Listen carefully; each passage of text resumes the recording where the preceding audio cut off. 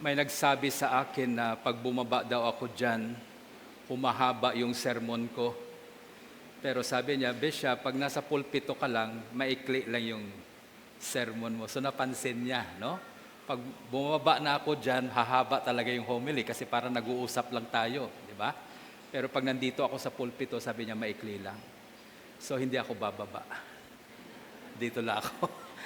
Okay, so praise God. I will tell you a story before we start with the homily. It has something to do with our gospel today. Kwento ito na isang pare sa akin. Sabi niya, nung nagmimisa yung pare, meron siyang alagang pusa. So, alam ng mga tao yan, alam ng parokya na yung pusa na yan, kay Father yan. So, ang problema nila, pag nagmimisa si Father, yung pusa umaakyat doon sa altar area. Kung saan si Father nagmimisa, yung pusa niya aakyat din. So ang sabi ni Father, pakitali ng pusa. Itali niyo na lang sa tabi. Okay? So ginawa ng mga sakristan, ng mga acolytes, pag nagmimisa na si Father, kinukuha nila yung pusa at tinatali lang sa tabi. So ganyan na yan. Kaya pag nagsisimba yung mga tao, nagmimisa si Father, nasa altar siya, yung pusa niya nasa tabi, nakatali. And after the Mass, pagkatapos ng misa, papakawalan naman yung pusa. So it goes on like that.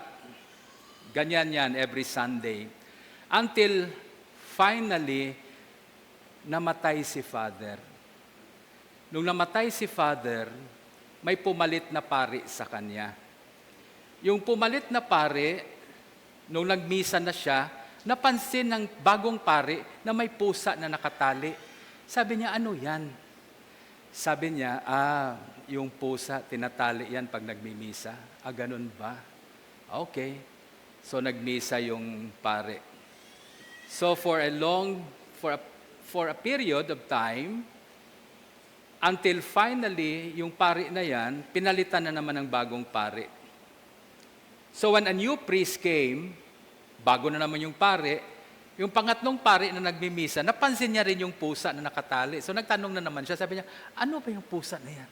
Sabi niya, tinatali yan pag nagmimisa. Ganun ba? Okay.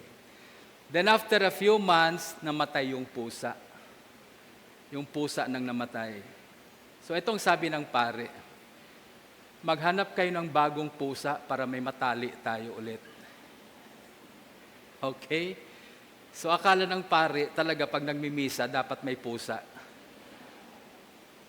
Kasi yan ang nakasanayan. And sometimes, ganun din tayo. No? In our Christian life, we do things we don't understand. Gawa tayo ng gawa, kilos tayo ng kilos. Bakit nga ba? Okay? Pumunta ako one time sa isang church, naubusan ako ng holy water, so I went. It was a church in Capiz. Naubusan ng holy water, wala akong holy water, magbe-bless ako. So I went to the church at nagtanong ako kung pwedeng kumuha ng holy water. So sabi lang sa akin, merong sakristan doon, naglilinis, matanda na. Sabi niya sa akin, nandun man na sa likod, sa sakristi, magbaw anay ikaw. Anang hambal ka ako, magbaw anay ikaw sa altar. So tinanong ko siya, bakit? Etong sagot niya sa akin, basta. So hindi niya rin alam bakit nagbabaw sa altar. Basta magbaw lang. Kasi lahat nagbabaw eh. Okay? And this is something we need to understand today. Kasi etong Sunday na to, this Sunday is already preparing us for Pentecost, the coming of the Holy Spirit. At makikita mo sa gospel natin, medyo nagkikwento na si Lord about the Holy Spirit. Na-mention niya na yung Holy Spirit. Next Sunday will be the Ascension Sunday, and after that is Pentecost Sunday already. So here in our gospel today, Jesus is already giving a hint of the coming of the Holy Spirit. And we are being prepared for it. No? And so, we look at the gospel today, the first thing Jesus said, ito na yung farewell speech niya. Nagpapaalam na siya sa mga disciples niya. He's going to leave now. Aalis na siya. Where I am going, you cannot yet come. But I will prepare a place for you. When I come back, I will take you to be with me. So nagpapaalam na siya dito. And this is what he said, you know. Hindi niya sinabi, magpakabait kayong lahat ha. Wala siyang sinabing ganyan. Wala rin siyang sinabi na, oy, magtayo kayo ng mga simbahan ha. Punta kayo dun sa labas, magtayo kayo. He did not say anything about that. What he said, though, in his farewell speech, this is what he said to them, if you love me, you will obey my commandments. Kung mahal niyo ako, then you will obey my commandments. Then, later on, sa dulo ng gospel natin, inulit niya but inverted form. Sabi niya, those who obey me are those who love me. Okay? So, he talks about commandments and he talks about love. Yung pag-ibig at commandments. You know? When I come to think of this, I remember the nation of Israel, yung bayan ng Israel, how God took care of them. From slavery, kinuha muna sila ni Lord out of slavery and set them free. Why? Because God would like to have a relationship with them. Amen? Gusto ng Diyos makipagrelasyon sa bayan na yan. And you see, to have a relationship, that relationship will be a relationship of a father to a son. And that relationship cannot exist if his people are slaves. Because walang relationship na maglalabas between a master and a slave. So he has to set his people free first. Then, when they are free now, pwede sila magkaroon ng relasyon. Okay? And you look at the story of Israel in the Old Testament, how God took care of them. May mga kaaway sila, may mga panganib ang buhay nila, but God will always be there for them. Amen? At nagugutom sila, God will provide for them. Nauuhaw sila, God will provide drink for them. It's always God making the initiative to provide, to help, to protect, to defend His people. And because of that, okay, because of that, God, of His kindness and mercy, the response of the people is going to be love for God. Amen? Pero hindi tinatawag to na love.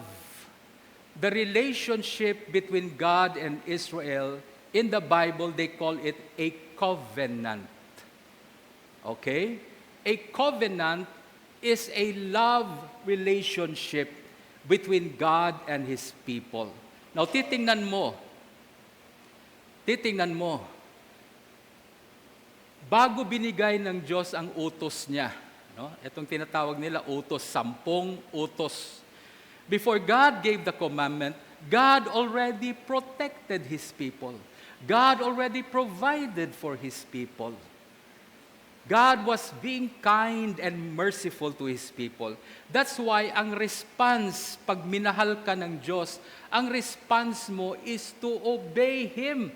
That is how you express your love for Him. Okay? That is how you express your love for God. That's why may commandment na binigay. And, you know, as I study, hindi ako komportable sa word na commandment, utos, kung sa Tagalog, utos. Para bagang yung image natin sa Diyos parang inuutusan ka palagi. You know? We look at God as someone na nakaupo lang at utos lang ng utos. Well, that's not the kind of God we have. And I would like to change the word commandments, you know? Palitan natin tong word na to na utos, okay? And think of it more deeply what it is. Do you remember when you were in grade school? I don't know sa mga Gen Z, no? Pero sa generation ko, Isa sa mga bagay na natutunan ko when I was in grade school was after we sing the song Lupang Hinirang, yung Bayang Magilyo, di ba? Pagkatapos niyan, anong ginagawa natin sa school? Pagkatapos ng Bayang Magilyo. Okay? Panatang? Okay. Panatang Makabayan, di ba? Iniibig ko ang Pilipinas. How many of you can still memorize it? Okay? Panatang Makabayan. Okay? Iniibig ko ang Pilipinas. Then he talks how his country provides for him. Diba? Minimension dyan, ibig ko ang Pilipinas, ito ang lupa kung sinilangan. Ha? Ito ang tahanan ng aking lahi. Okay? This is the home of my race. Okay? This is the home of my kind. Then he talks how the nation provides, how the nation protects, how the nation covers you. Ang kagandahan ng ginagawa ng bayan para sa iyo. Then, sa dulo niyan, sasabihin mo, bilang ganti. Di ba? Bilang ganti. Anong ganti? Sa kagandahang loob na pinapakita ng inang bayan sa iyo. Sa kagandahan ng ginagawa ng inang bayan para sa iyo, bilang ganti, in response to the goodness of my country, bilang ganti, susundin ko ang payo ng aking magulang. Susundin ko ang mga tuntunin ng aking paaralan. Tutuparin ko, di ba? Then you have that vow.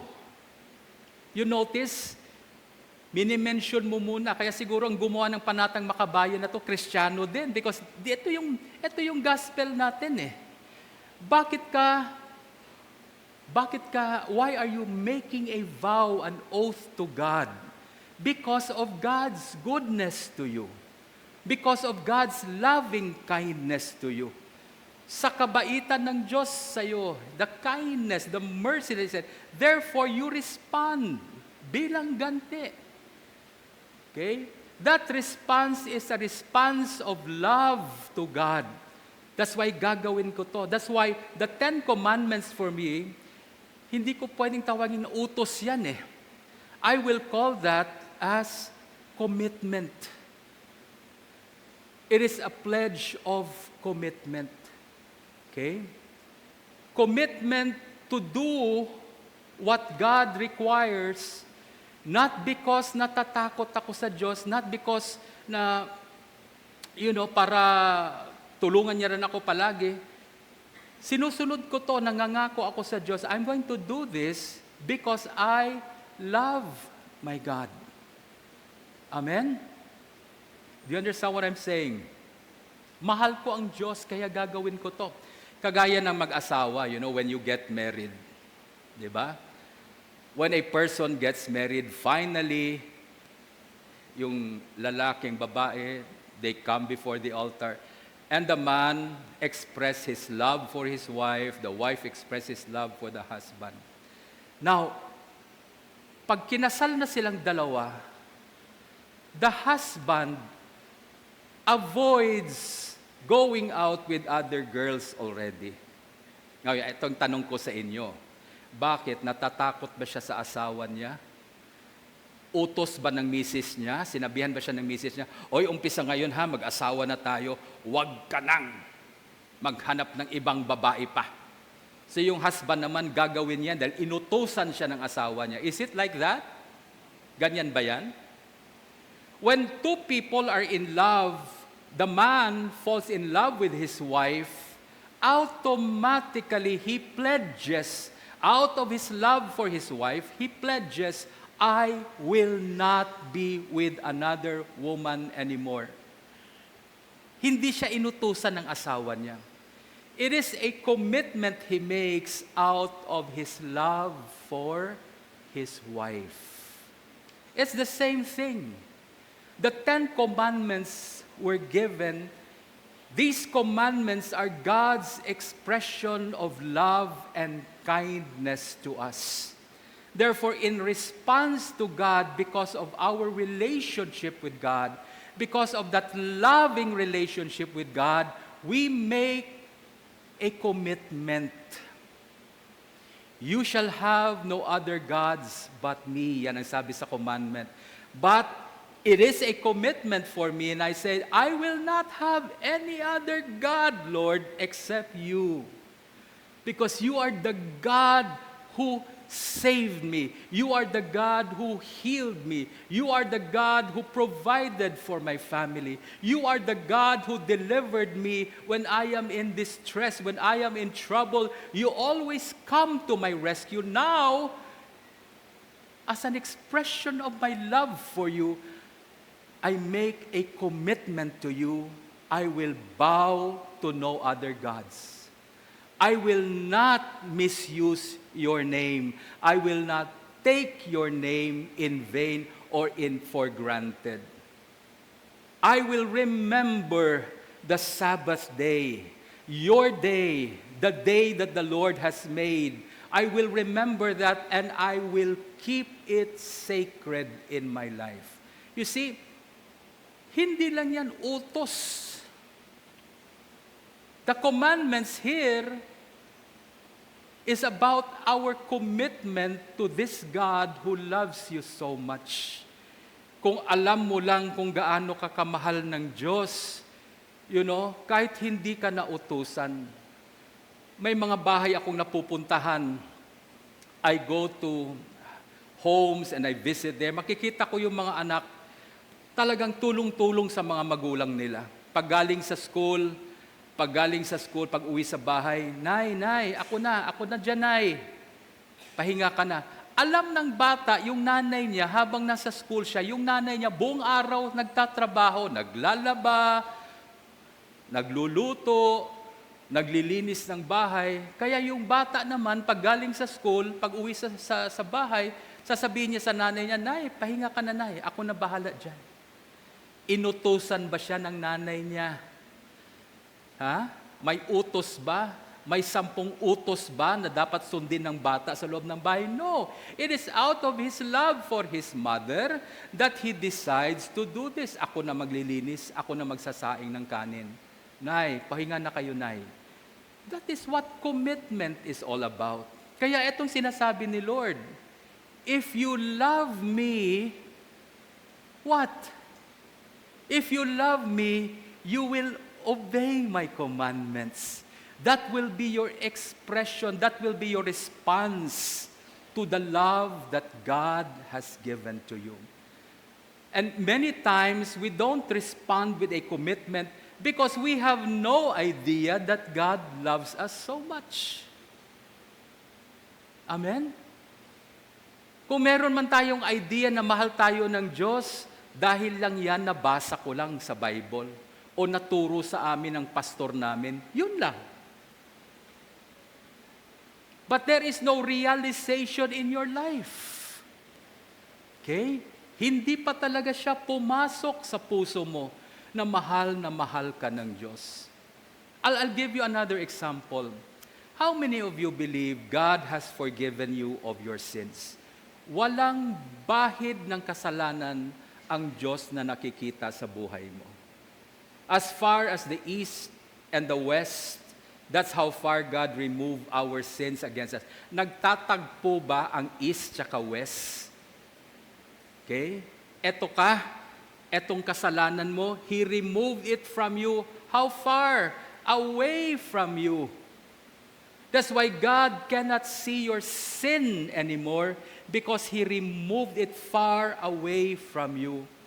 And if you begin to realize that in your life, if you begin to understand that in your life, pag merong taong nagkasala sa'yo, the automatic response is, I forgive you also. Amen? Ganun kadali yan. Kung nahihirapan tayo magpatawad sa kapwa natin, dahil nahihirapan din tayo intindihin na tayo ay pinatawad ng Diyos. May mga tao na hanggang ngayon, sasabihin na, laki ng kasalanan ko. Ang dami ko nang ginawa. And they just keep quiet about it, thinking that God is angry at them. No!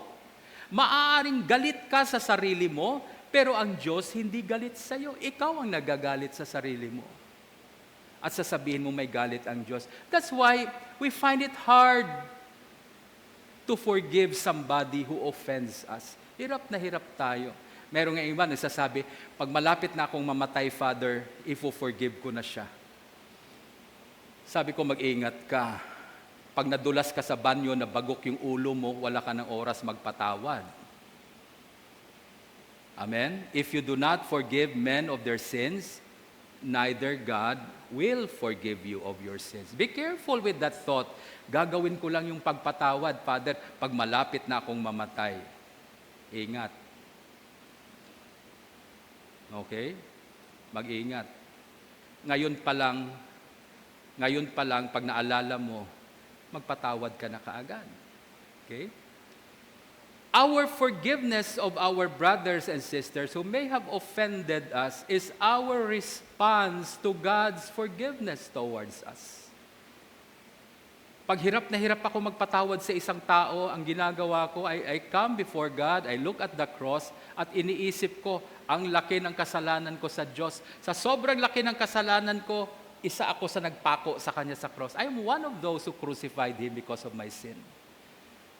Ganun kasakit ang ginawa ko sa Diyos. Ganun kasakit yung kasalanan ko. But in spite of that, God forgave me. When you begin to realize how much God has forgiven you, when you see that person who offended you, ibabaliwala mo na yung kasalanan niya. Papatawarin mo na rin yan. It's the same thing with love. Kaya sabi ni Lord, if you love me, you will obey my commandments. And again, He reiterated, inverted, sabi niya, those who has my commandments and keeps them, he is the one who loves me. So this is very important that we understand this, church.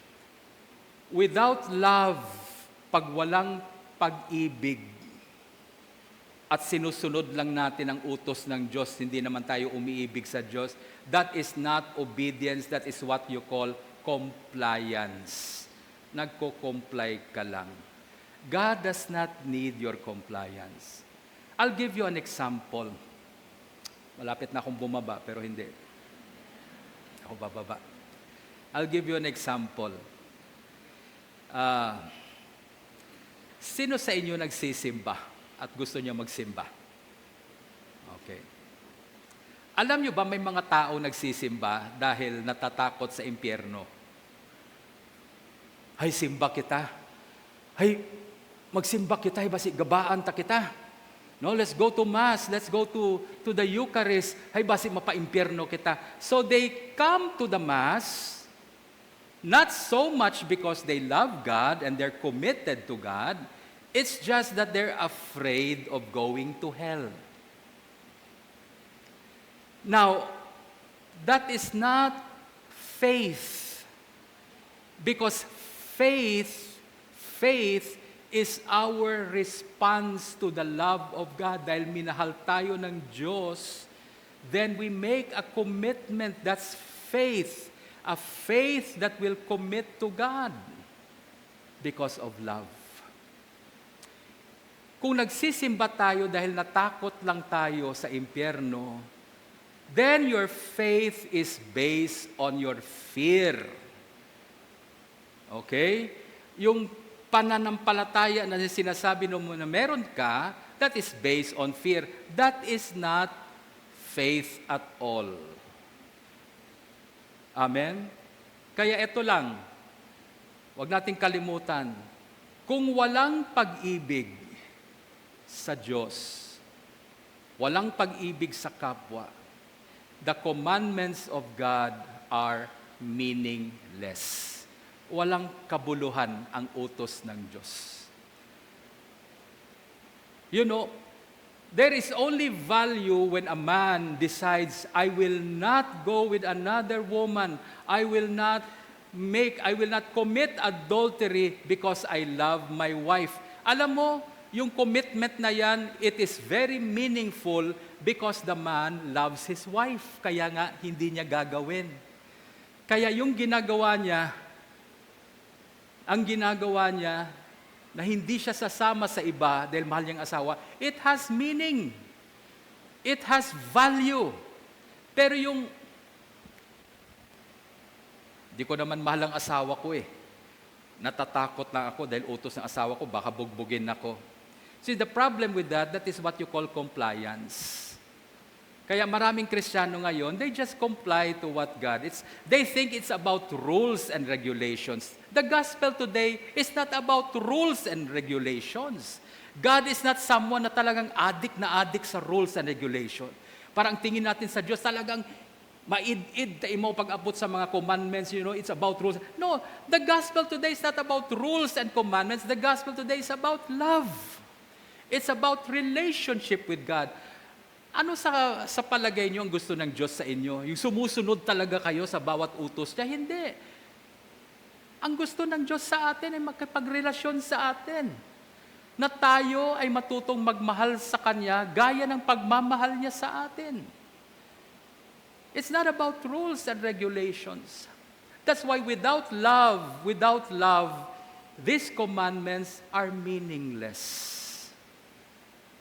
The commandments of God has value, it has meaning to me because of my love for God. Amen? Kaya maraming tao ngayon, sumusunod lang sila dahil sa takot nila. Natatakot sila, baka punta ako ng impyerno, baka gabaan ako, Then they begin to obey God. That is not obedience, that is compliance only. Do you understand what I'm saying? Amen? So without love, the commandments are meaningless. Our commitments to God are nothing. Walang value yan. That's why we need to cultivate that relationship with God. Evaluate your life. Bakit ka nandito nagsisimba? Why are you here? Kung natatakot ka lang naman mapunta sa impyerno, sasabihin ko na sa iyo, mabait ang Diyos, mahal ka ng Diyos, He will not leave you to go to hell. Hanggat nandito ka, gagawin ng Diyos lahat ng makakaya niya para sagipin ka, isave ka, ilayo ka sa impyerno. Now, if you begin to understand that, kahit konting pag-ibig, magde-develop yan. Ang bait pala ng Diyos sa akin. Now, you want to go to church now. Gusto ko mabisita tong Diyos na to, napakabait sa akin. Okay? That is now love. Okay? Hindi yung takot mo sa impyerno, yung takot mo sa Diyos that will prod you to obey God. Okay? Sabi nga sa scripture, perfect love drives our fears away. For fear has something to do with punishment. Ba't ka sumusunod sa Diyos? Natatakot ako mapunta ng impyerno eh. You see, that's fear. But the perfect love of God, it drives away that fear. Hindi yan dapat ang nagdo-dominate sa buhay natin. It should not dominate your life, your fear. What should dominate your life is your love for God. There are three virtues. Sabi niya, these three will remain. Faith, hope, and love. But the greatest of these three is love. May araw talaga na darating sa buhay mo na yung pananampalataya mo sa Diyos mayayanig din. Mawawalan ka ng faith. And when you lose that faith, everything starts to collapse around you. There are days that the path you are taking is dark already, you cannot see anything, and you become hopeless. Naduwaan ka ron paglaom. Pero alam mo, pag may pag-ibig sa puso mo, it will remain. Because your love will ignite your faith. Your love can always bring back hope to you. Kaya yun ang pag-ingatan natin. Now, so much more about love. You can read this at home. Pero what Jesus is trying to point out here, sabi niya, if you love me, you keep my commandments, and I will pray the Father, and He will give you another helper, that He may abide with you forever, the Spirit of truth. You see? Why? Why does God want us to love? Why does God want us to obey and, express our love for Him? All these things is about the Holy Spirit whom God will send. Amen? Now, itong sabi ni Jesus, the Spirit of truth, He did not even say it's the Spirit of love. It's the Spirit of truth that He is sending. Maganda sana kung yung topic niya kasi commandment, love, di ba? Sabi niya, I'll send you the Spirit of love. No, He said it's the Spirit of truth that I'm sending. Now, tingnan nyo. In verse 17, He said here that the world cannot receive the Holy Spirit because it neither sees Him or knows Him. Why is God reminding us of our relationship with Him? That we obey His commandments, that we love Him. Bakit nire-remind ni Lord sa atin to? You know why? Because the Holy Spirit, on Pentecost when He comes, sabi niya, the world will not and cannot receive the Holy Spirit. Do you know why? Why the world cannot receive the Holy Spirit? The Spirit of truth, hindi nila matanggap. And the reason for that is because they have no love for God. If you have no love for God, you have no capacity to receive the truth of God. Ngani, abo tang tao iya sa kalibutan, wa gid gabaton it kamatuoran. May mga tao dito pag sinabi mo na, uy, may wrinkle na yung mukha mo, tumatanda ka, akig. Ay doon, lumatuon. Just test yourself. Pag kinokorek ka ba, natutuwa ka o nagagalit? You see, because there is something in us that rejects the truth. We live today in a society, sabi ni Lord, the world cannot. Pilitin man nila, they cannot receive the Spirit of truth, which the Father is sending. That's why it is important na matuto tayo magmahal sa Diyos at magmahal sa kapwa natin. Only then can we receive the Spirit of truth in our life. We live today in a society that always rejects the truth. Tingnan mo sa mundo natin ngayon. Pag sinabi mo meron kang idea, kahit na loko-loko yung idea mo, tatanggapin ng tao. When someone says, I have an idea, o meron akong opinion, tingnan mo sa Facebook, everybody speaks their opinion, and we just, it's okay, opinion niya yan. Tinatanggap yan. Pero pag may isang tao magsasabi, meron akong katotohanan na sasabihin, wala, aawayin ka ng lahat. Our society today will live in a generation that has closed its ear, its eyes to the truth. And this is the Spirit that God would send. It is the Spirit of truth. And sabi niya, the world cannot receive Him because it neither sees Him or knows Him. Now, those two words, they see. They cannot see and they don't know. To see means to recognize. The only way you can recognize the Spirit of truth, the only way you can recognize that totoo itong sinasabi na to, the only way you can recognize that kung meron kang pagpamahal sa Diyos. Okay? There was a famous writer, a Russian writer, I think it was Dostoevsky. Sabi niya, without God, tanggalin mo ang Diyos. Everything is permitted. Lahat na lang, sige, pwede. When you remove God, everything is permitted. That's why the world today cannot accept the truth because they cannot recognize God anymore. They neither see Him they neither see Him or knows Him. The word know here is relationship. It's about love. They don't recognize and they don't love God anymore. Tatanggap ka ba ng katotohanan na galing sa Diyos na wala kang ang pag-ibig sa Diyos? Will you receive the truth coming from God whom you don't love at all? You will find it hard to accept the truth, and that's the problem with our generation today. Pag sinabi mo lang yung katotohanan, aawayin ka na ng marami.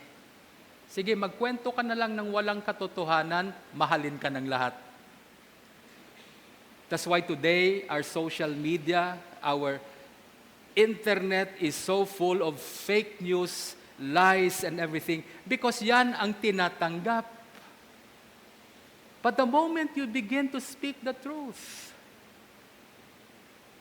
when you begin to speak the truth in love, then you are not accepted anymore. So those two things, as we prepare for Pentecost, let us be mindful of these two things. If we love Jesus, we obey His commandments. And how do I know I love Jesus? Because I'm obeying His commandments. I am not just, hindi lang ako na sumusunod lang, hindi lang ako nagko-comply lang. Because I love Him, then my commitment to obey God, my pledge of that commitment is out of my love for Him. And because you learn to love God, because you have cultivated in your heart the love for God, even though it's not perfect yet, but you continue to cultivate that love for God, then the Holy Spirit, you will be able to recognize His work in your life. You will begin to see Him work in your life. And not only that, you will begin to know Him. To know means to love Him, to build a relationship with the Holy Spirit. I pray for all of us this coming Pentecost, that scales from our eyes would fall and we will begin to see clearly in our life the importance of the Holy Spirit in our life. But first, we have to learn and cultivate a love for God.